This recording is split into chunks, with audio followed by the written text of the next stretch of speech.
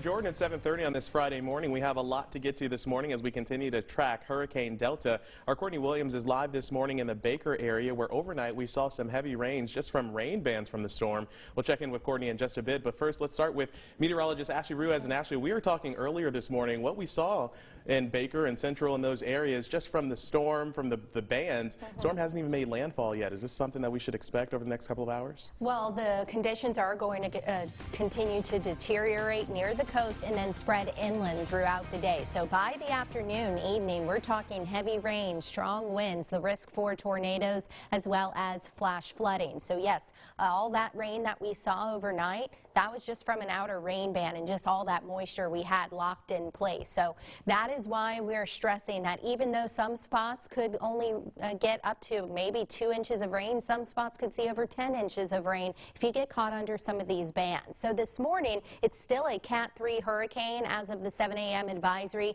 currently 160 miles south of Cameron, and it is moving due north at 12 miles per hour. So right now, the tropical storm force winds extend outward up to 160 miles from the center of the storm. So this is why we stress not to focus just on the cone. Impacts are going to be felt well outside of the cone. Forecast to make landfall this evening as a Cat 2 hurricane. And again, this yellow color that you see, that's the tropical storm force wind field. So that extends all the way pretty much to the I-55 corridor. So if it wobbles a little to the east, even just 20 miles, then that's going to spread the tropical storm force wind field even more to the east. As it weakens, the wind field is going to expand. Now, once it moves inland, this is around Saturday morning after midnight, it's going to weaken quickly, and it's going to be a tropical storm by then. So it is going to weaken quickly as it bends to the northeast. But in the meantime, we're dealing with rain, all the rain stretching up into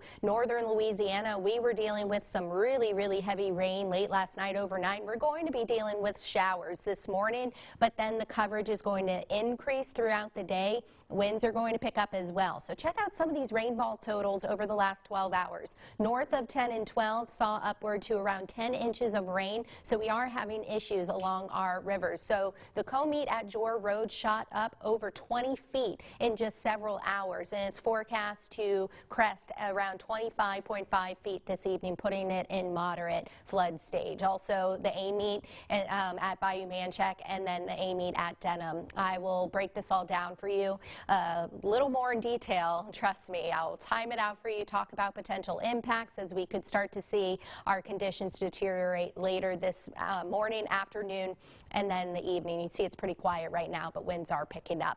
All the details are coming up, but let's send it to you, Kellyanne.